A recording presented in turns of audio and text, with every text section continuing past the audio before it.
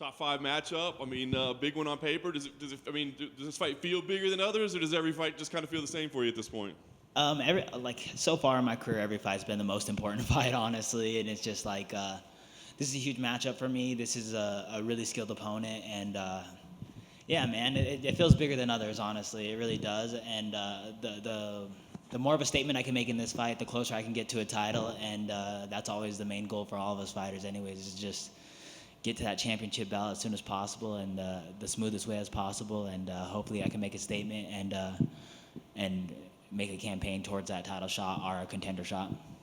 Your teammate stole the co-main event from you, man. Did you let him know you're not going to stand for that? Yeah, no, I love it. I love that he has an opportunity to be the co-main event. Jonathan deserves it, man. He's been working his butt off. He's been working really hard, man, and it was really cool. I knew when the main event dropped off, I immediately texted my manager, and I campaigned for me to try to get that main event spot. I was like, hey, 5 rounds suits me well. I have really good cardio. I believe in my cardio a lot, and I was hoping for that 5-round spot. And I was like, hey, I hear they're not. This is the internet talking, or Twitter talking, but I'm like, I hear they're not booking the Strickland Cannonier fight, are replacing the fight for it. So it's like, we're the top ranked on this card, and I was like, I think the main event spot will suit us, and I was like, if you guys can campaign for that, please do. And they replaced it with the Grasso fight, and then Jonathan got the co-main event, and then we're kind of worried about that when Neil Magny and D-Rod came on. We're like, all right, well, who's gonna co-main event it now? And I'm like, as long as it's one of us two, man, I don't really care, man. It's just great that to see him get the opportunity, and hopefully on one of these few upcoming cards we can keep working up together, and he can main event a card and I'll co-main event it, or vice versa, man. So it's really cool, and I feel like people mistake me and Jonathan constantly anyways for each other. So it's one of those things that it's like fun. It's funny anyways, because they're like, Brandon Royval's fighting Brandon Royval's fighting twice on this card, or like whatever it is, or Jonathan's fighting twice on this card. So it's hilarious, and it was really cool to prepare with him this whole entire time. You guys have slightly different interview styles, though. Yeah. I don't ever shut up, and Jonathan's super quiet. It's so funny though, in like real life or whatever. He's just like the funniest person you'll ever meet, and just like really outgoing, and I wish he'd break those barriers, because oh man, he's an incredible person, man, and he's hilarious, and he's one of the funnier people I've ever met. So it's like, if he's ever able to get comfortable, and I'm hoping they keep giving these co-main event spots or these main event spots where he's doing these medias and making the proper call outs and stuff, and you can just see this kid turn into a superstar, because that's what he is, man. He's a superstar, and he deserves all these spots and everything that's going towards him, and it's cool to see him do it without having like having to not be himself, and like he's still like, when I first met Jonathan, he came to the gym, I couldn't even believe he came to a new gym because how quiet he was like the first week, and he would just sit there and he'd be like, oh. Yeah.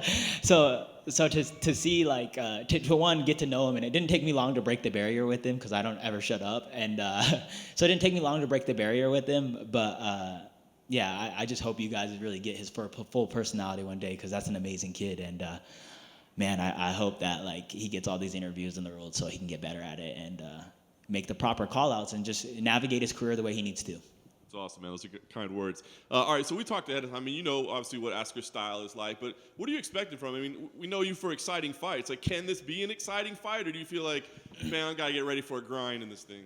Oh, it's gonna be both, man. I want to grind. I want to grind. I want to like prepare to grind him out, and I think we talked about it. Just put out that Steve Fontaine mindset of just,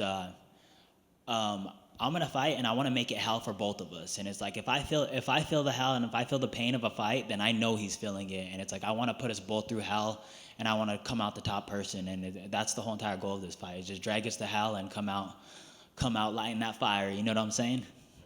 Obviously, we got to see everything plays out, and you laid out how the division is. Do you have a prediction for how the 4th fight goes in the championship matchup? Do you know who's going to come out of that one? Yeah. Brandon Moreno's going to win, and they're going to hold up the division, have a 6th fight, and that's just my luck, and that's what it's going to be, I don't have a necessary prediction, but knowing how everything's going to shape out, Brandon Moreno's going to win, and they're going to fight 6 times in a row or 5 times in a row, however many times they fought.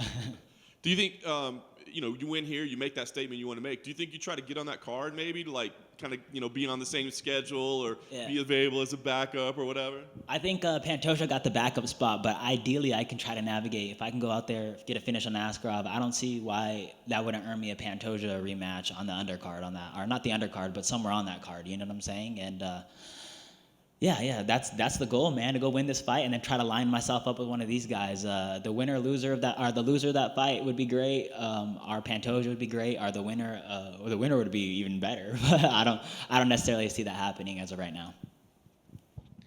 So Brandon, What's up, brother? what's your sleeve? What's my sleeve? It's like a Japanese style sleeve of like the temples, samurais, and just kind of like an Asian style, man. Yeah.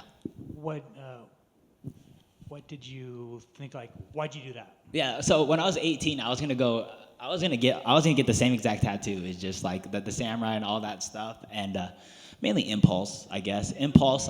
I won a couple bonuses in a row, and I remember there's this dude. I followed this like Colorado tattoo page, and there's this dude who was like going as a guest artist coming out from Philly, and I was like, damn, I really like his style. I like black and white art and all that stuff, and it was like, I don't have a fight in the next coming months, and it was like, if I can sneak in this, so I shot him a direct message. That blue check mark probably helped me out a little bit. I shot him a direct message, and I was like, yo, I would love to be your piece of artwork. And then I like went to like one of my dad, who's like, he's like, what is it like he's well thought out. Like he's not making rational decisions and like irrational decisions. Yeah, he's a rational person, and he was like, if you're gonna get it by that guy. So I shot him a message, and then like an hour later, I put the deposit on, and the next week I was getting tatted, and I was like, damn, I can't believe I just did that. Like it was probably the most irresponsible thing I've ever did with money, but also just like the most impulsive thing someone like me has ever done, because I just like, I'm so cautious, and like if I make a decision, it's gonna take 6 days, all the above. So it was just like, I couldn't believe I did it. And it was like one day I had 0 tattoos, and the next day I had I'm more tatted than most people I've ever met. So it was just kind of funny how it all worked out. And it was really cool too, because it's like, if I would have got this sleeve when I was 18, I would have probably had it like stick figure, drawn samurai, all the above. And it's just like, I'm glad I could do it when I earned some money and had the proper tattoo artist and just had the same idea and all that stuff. So it's kind of funny it worked out that way. Well, I think you made a good decision because it looks dope. Yeah, I got voted, like, I don't know if this means anything, but like, it doesn't mean anything, but like on UFC Instagram tattoos, I got voted the best sleeve, so I was pretty stoked about that. That is fantastic. Yeah. Thank you. Brandon back here. How's it going? I know we have the big flyweight title fight coming up, and usually when you have a UFC champion, the world accepts them as the best in that division. But now that Demetrious Johnson is back and winning, as someone in this flyweight division, who do you consider to be the best flyweight in the world? The best flyweight in the world is Demetrious Johnson, man. That's the GOAT. I love watching him fight. I think he's probably the most well-rounded. What he does is amazing, and it's like, one day if I win that belt, I want to merge titles, man. That would be ideal, right? Is to go out there and fight Mighty Mouse. That'd be a dream come true. It's fighting someone that's just done so much for our division, our sport, and just someone that's just undeniably probably the best that's ever happened in the sport.